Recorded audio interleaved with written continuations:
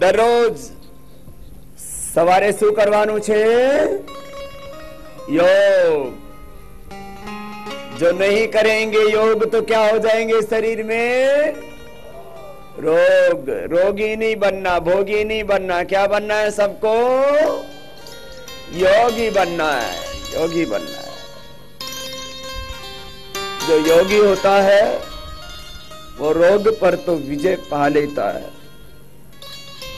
वो मृत्युंजयी हो जाता है। फिर वो योग से मृत्यु के पार चला जाता। असतो मां सद्गमय तमसो मां ज्योतिर्गमय मृत्योर्मां अमृतम गमय ब्रह्मचर्येण तपसा देव मृत्युम उपाघ्नता प्राणो ब्रह्मेति विजानाति। दोनों हाथ से गोल गोल सुबह थोड़ा सूक्ष्म व्यायाम, प्राणायाम, ध्यान ये दररोज करना है। हर घर घर में जिस दिन योग होना शुरू हो जाएगा उस दिन ये भारत ऋषियों का देश बन जाएगा, भगवान का देश बन जाएगा, स्वर्ग का अवतरण हो जाएगा धरा पर। इंद्रम वर्धंत अत्रः कर्मंत विश्वमार्यम अपाघ्नंत रावणाः।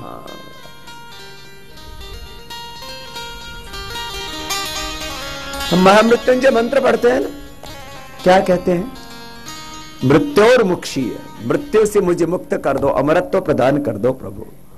ओम त्र्यंबकम यजामहे सुगंधिम पुष्टिवर्धनम उर्वारुकमिव बंधनान् मृत्युर्मुक्षीयमामृता। तो प्राणायाम करते करते मृत्युंजय जप किया करो, अनुलोम विलोम करो, तब करो मृत्युंजय का जप, गायत्री का जप। तब गायत्री से मैं क्या मांगते? प्रभु हमें प्रज्ञावान बनाओ, हमें बुद्धिमान बनाओ, हमें मेधा का दान। धियो यो न प्रचोदयात्। ओम भूर्भुवः स्वः तत्सवितुर्वरेण्यं भर्गो देवस्य धीमहि धियो यो न प्रचोदयात्। ओम त्र्यंबकं यजामहे सुगंधिं पुष्टिवर्धनम् उर्वारुकमिव बन्धनान् मृत्युर्मुक्षीयमामृता। तो योग करोगे तो सब मंत्रों का फल मिलेगा। योग कल्प वृक्ष है। योग क्या है बोलो? कल्प वृक्ष। आपने सुना ना, कल्प वृक्ष के नीचे बैठ के जो मांगो वो तमन्ना, वो संकल्प पूरा हो जाता है। तो योग क्या है? योग कल्प वृक्ष है। गर्दन भी ऐसे ऐसे योग कल्प वृक्ष है। योग से रोग तो मिटेंगे, दिव्य जीवन बनेगा। यह है योग का बड़ा लक्ष्य। श्री अरविंद कहते हैं योग से क्या प्राप्ति होती है? बोले दिव्य जीवन की प्राप्ति होती है। योग से और क्या हो जाता है? सविचार समाधि, सविकल्प समाधि, निर्विकल्प समाधि, सबीज समाधि, निर्बीज समाधि, निर्विचार वैशारथ्य अध्यात्म प्रसादरितम रातत प्रज्ञा शतमान प्रज्ञाभ्याम अन्य विषय विशेषार्थत्वा तज्जः संस्कार अन्य संस्कार प्रतिबंधी तस्याप्रोधे संरोधा निर्बीज समाधि। निर्बीज समाधि होगी। कितना फायदा है योग का? निर्बीज समाधि अपने भीतर रोग का, विकारों का, अज्ञान का बीज है। कभी भी अज्ञान घेर लेता है हमें आकर के। सत्या कामान्विता पिता। पैरों को सामने खोल लीजिए। तो योग करने से क्या होगा? चना को भून दो तो अंकुरित होता है, बोलो। जौ को भून दो, चावल को भून दो तो क्या हो जाता है? उसका धाना तैयार हो जाता है। वो धानी फिर अंकुरित होती है। कोई बीज को आग में डाल के भून के खाते हैं ना, वो कभी अंकुरित होता ही नहीं है। ऐसे योगी के तन में, मन में विकारों का अंकुर नहीं फूटता। इसलिए क्या होना है हमको? निर्बीज होना है। अंगुलियों को, अंगूठों को आगे पीछे दबा लो। देखो ऐसे हर रोज अपने को योग करना है। ऐसे सीख लो, सबको कराओ। योग सेवा ये भागवत सेवा है, दिव्य सेवा है। मानव सेवा, राष्ट्र सेवा, व्यक्ति निर्माण, चरित्र निर्माण, राष्ट्र निर्माण, युग निर्माण का एक पवित्र अनुष्ठान है। ये ईश्वरीय काम है। एक सामान्य कर्म होता है, एक पुण्य कर्म होता है, एक पाप कर्म होता है, एक मिश्रित कर्म होता है। योग क्या है? ये दिव्य कर्म है, ये दिव्य सेवा है। तो हर एक गांव में योग की शक्तिपीठ बने। आजकल हम शक्तिपीठ बनाते हैं तो भवन बनाने लगते हैं। मैं भवन बनाने में नहीं, मैं तो व्यक्ति निर्माण, राष्ट्र निर्माण और युग निर्माण में विश्वास करता हूं। ऐसा काम, भवन निर्माण तो बहुत हो गए, अब सारा ध्यान किस पर होना चाहिए? व्यक्ति निर्माण, चरित्र निर्माण, राष्ट्र निर्माण पर होना चाहिए, है ना? पैरों को हिला लो ना थोड़ा थोड़ा। ये तो सूक्ष्म व्यायाम करते करते कुछ बात बता रहा। हाँ, योग सेवा से मानव सेवा, राष्ट्र सेवा, दिव्य जीवन की बात कर रहा था, है ना? गोल गोल घुमा लेना ऐसे। सबको योगी बनना है, योगी बनना सबको। गोल गोल घुमाओ। कौन है सीधी? तंत्र को बलवान बनाने के साथ साथ लोकतंत्र को बलवान बनाएंगे, देह को, देश को, तन को, वतन को, हर एक इंसान में मैंने कहा ना, भगवान को प्रकट करना है और हिंदुस्तान को जहान का सबसे शक्तिशाली राष्ट्र बनाना है। ये काम करना है।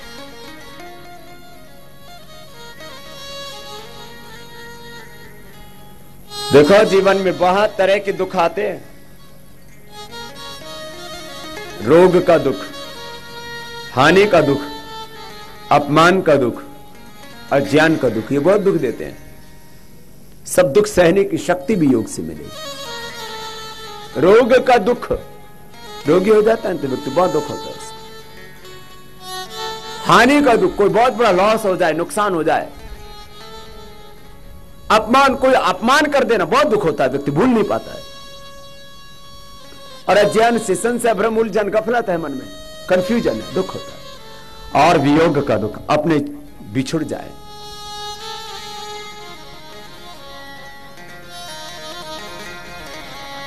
कल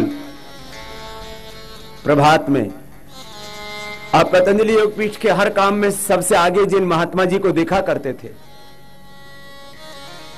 हमारे उदासीन बड़ा अखाड़ा कनखल के कोठारी महंत पूज्य स्वामी राजेंद्र दास जी महाराज, एक सफेद दाढ़ी में हम बोलते थे, ये तो हमारे ऋषि, ये हमारे पिता तुल्य, ऐसे जिनके प्रति अनंत प्रेम था।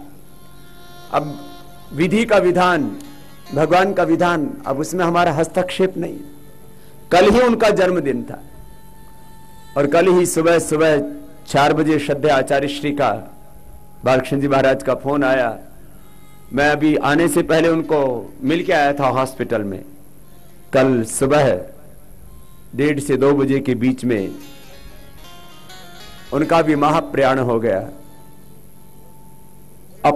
अपनों के विछोह का, वियोग का बहुत गहरा दुख होता है।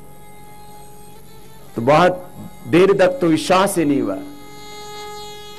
अब यूं तो ये जीवन अनित्य है, शाश्वत तो केवल भगवान की भक्ति है, इसलिए मुक्ति हमारे जीवन का अंतिम ध्येय है।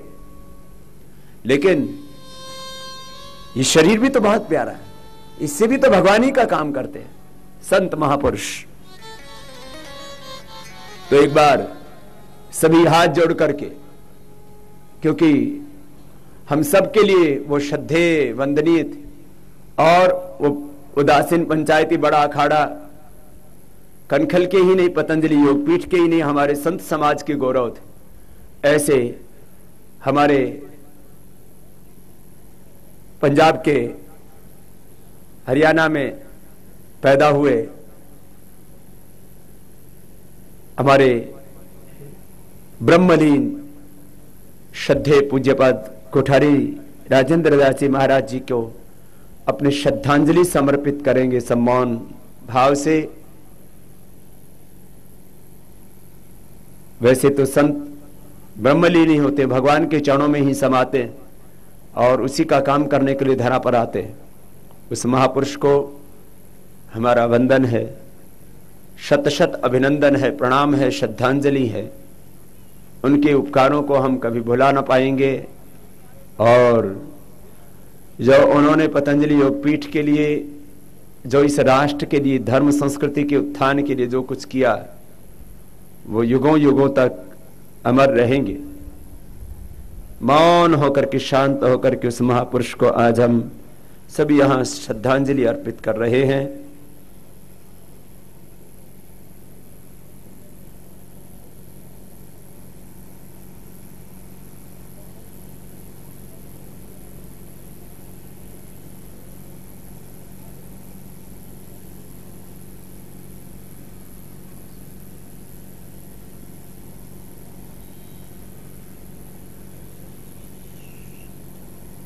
ओम शांति शांति शांति।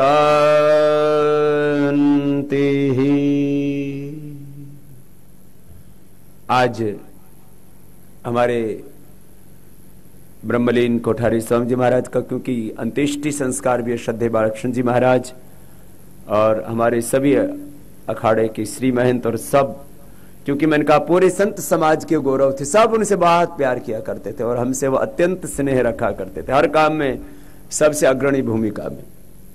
तो मैं कह रहा था ये वियोग भी जीवन में दुख होता, इसको सहने की शक्ति भी हमको योग से ही मिलती है।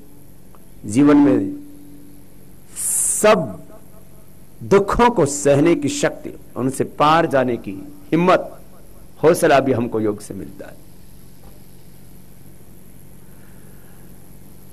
जीवन का विधान,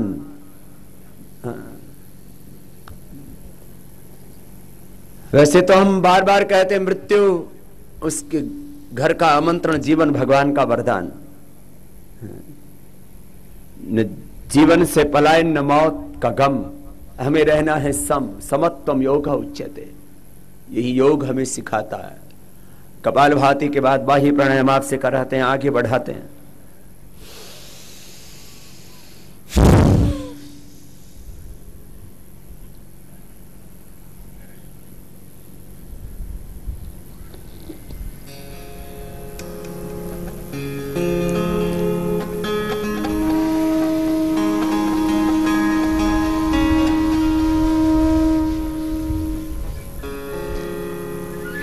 तीर बंद के साथ हर रोज करना बाह्य प्राणायाम ऊर्ध्वरेता होने के लिए सीख लो।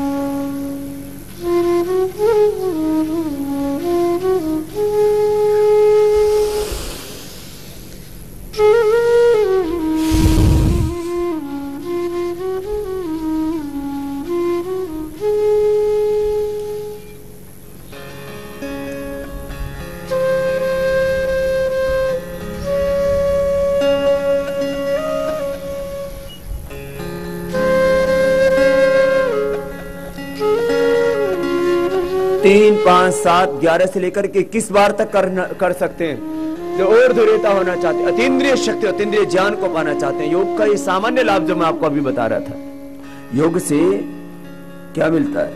अतीन्द्रिय ज्ञान, अतीन्द्रिय शक्ति, ये योग के तो अनंत लाभ है। तो 7 से 11, 21 बार तक कर सकते हैं। फिर अग्निसार, देखो ऐसे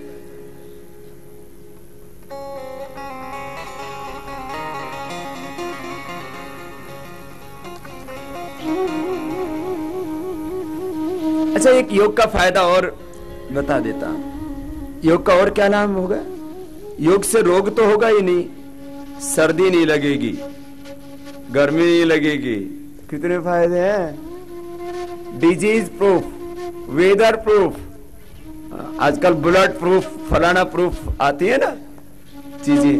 पेंट आता है वाटर प्रूफ, जैकेट आती है जो है फायर प्रूफ, उसको ओढ़ लो तो आग नहीं लगती है। ऐसी ऐसी चीजें बना दी हैं। तो जो योग करेगा ना वो सब चीजों से प्रूफ हो जाएगा, गाली प्रूफ भी हो जाएगा। ना गोली लगेगी ना गाली लगेगी। बहुत लोग हमको गाली देते रहते हैं, बोले बाबा जी आपको दुख नहीं होता? मैंने कहा हम गाली प्रूफ हो गए हैं। गोली प्रूफ तो जैकेट होती है, योग करने वाला गाली प्रूफ हो जाता है।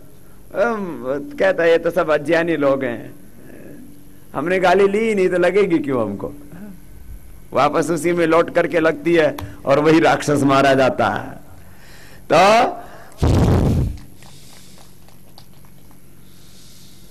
ये क्या है? ये है अग्निसार। फिर गले के लिए उज्जाई।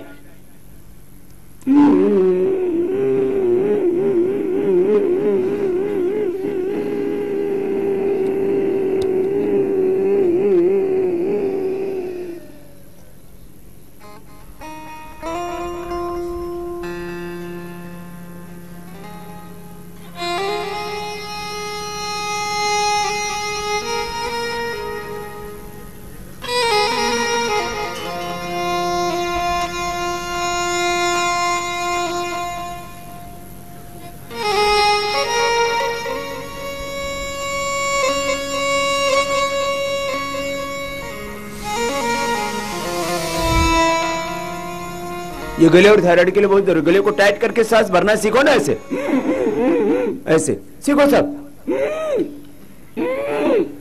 करो, बड़े बच्चे सब करो।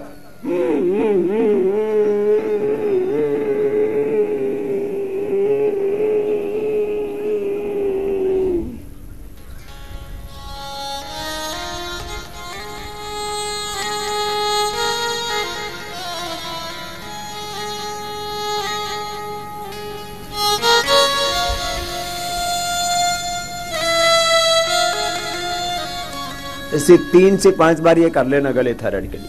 चलो थोड़ी देर अनुलोम विलोम कर लो। ओम भूर्भुवस्वः तत्सवितुर्वरेण्यं भर्गो देवस्य धीमहि धियो यो नः प्रचोदयात्।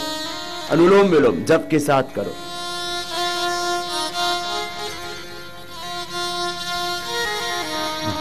लंबा सांस लो, लंबा छोड़ो। जब लेते हैं ना तब ओम भूर्भुवस्वः तत्सवितुर्वरेण्यं यहां तक भर जाता है। भर्गो देवस्य धीमहि धियो यो नः प्रचोदयात्, इतने में छोड़ जाता है। ऐसे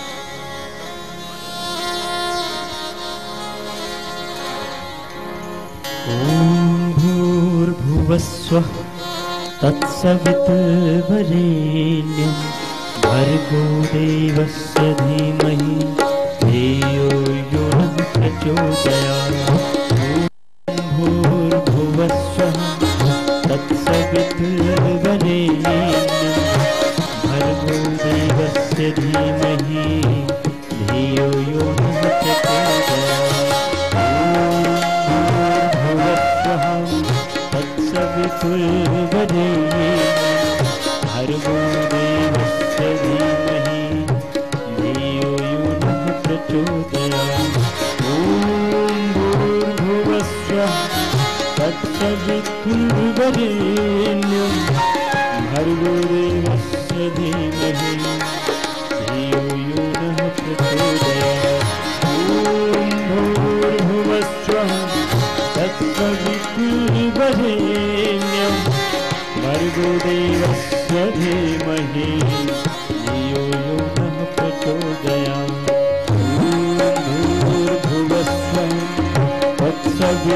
तत्सवितुर्वरेण्यं भर्गो देवस्य धीमहि धियो यो नः प्रचोदयात्।